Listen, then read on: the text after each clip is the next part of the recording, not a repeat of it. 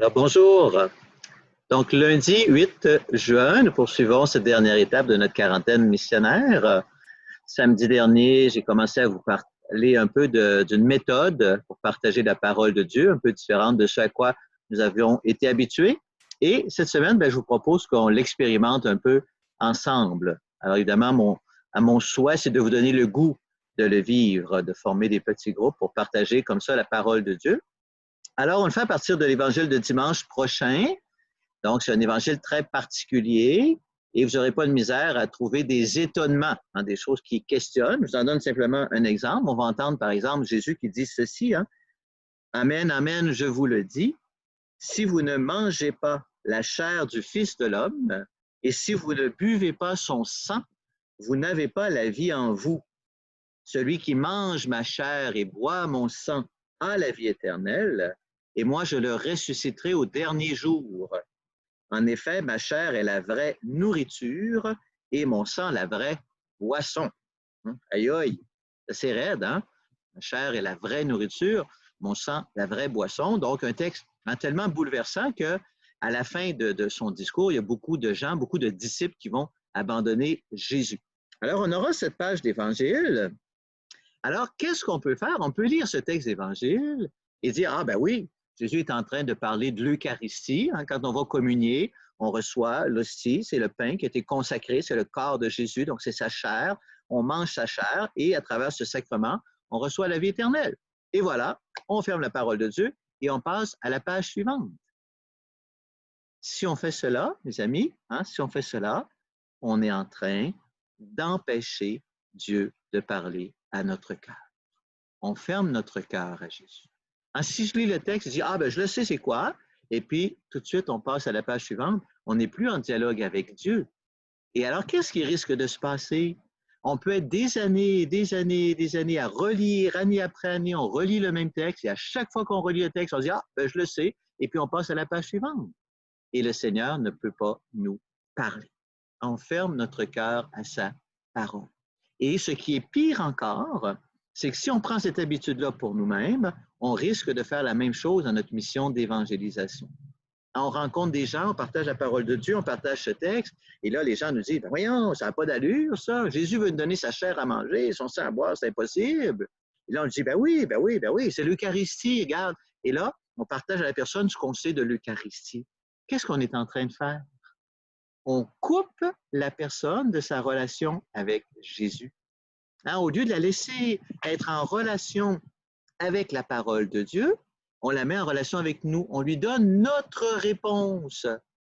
Alors qu'on dit qu'on veut mettre les gens en relation avec Jésus, on veut qu'ils vivent une rencontre personnelle avec Jésus, on fait le contraire.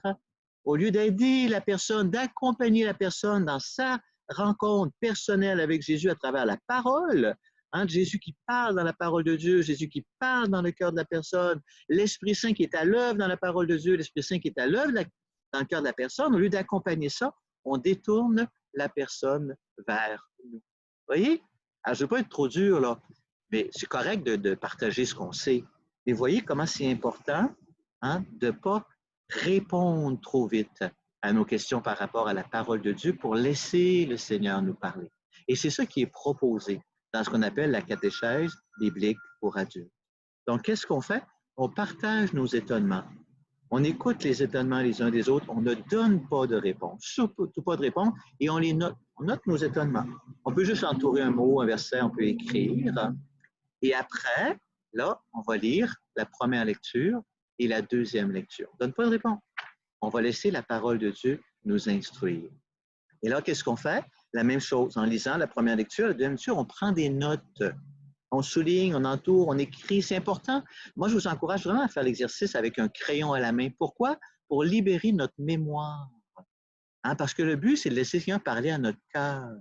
Alors, à un moment donné, on dit, non, on a une inspiration. Si on note pas, là, on dit, là, il faut que je retienne mon inspiration. Donc, on surcharge notre mémoire. Alors que si on note, il y a une inspiration, je la note, le Seigneur va m'inspirer autre chose, je la note. Au fur et à mesure que ça monte, je libère ma mémoire.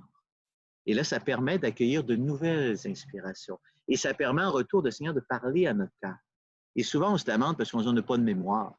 J'ai lu quelque chose puis je ne m'en souviens plus. Vous avez tout à fait raison, mais ça n'a pas d'importance. ce qui est important, c'est la mémoire du cœur. C'est pour ça que quand on partage la parole de Dieu, nous devons descendre au niveau du cœur. Et là, qu'est-ce que le Seigneur va dire à notre cœur? Là, ça va être gravé à nos cœurs. Oui? Alors, on se met à l'écoute de la parole de Dieu. Alors, je vous propose de faire l'exercice. Donc, aujourd'hui, on est lundi. Demain, il n'y aura pas de capsule vidéo. Mercredi, je vais vous revenir avec la suite, mais j'aimerais revenir avec vos réponses.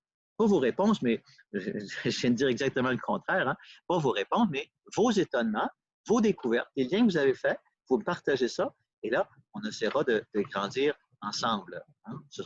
Déjà, je vous donne déjà des scoops. Hein? Dans la première lecture, vous allez voir, hein, Dieu va dire à Moïse, l'homme ne vit pas seulement de pain, mais de toute parole qui sort de la bouche de Dieu. Ah, nourriture, la parole de Dieu.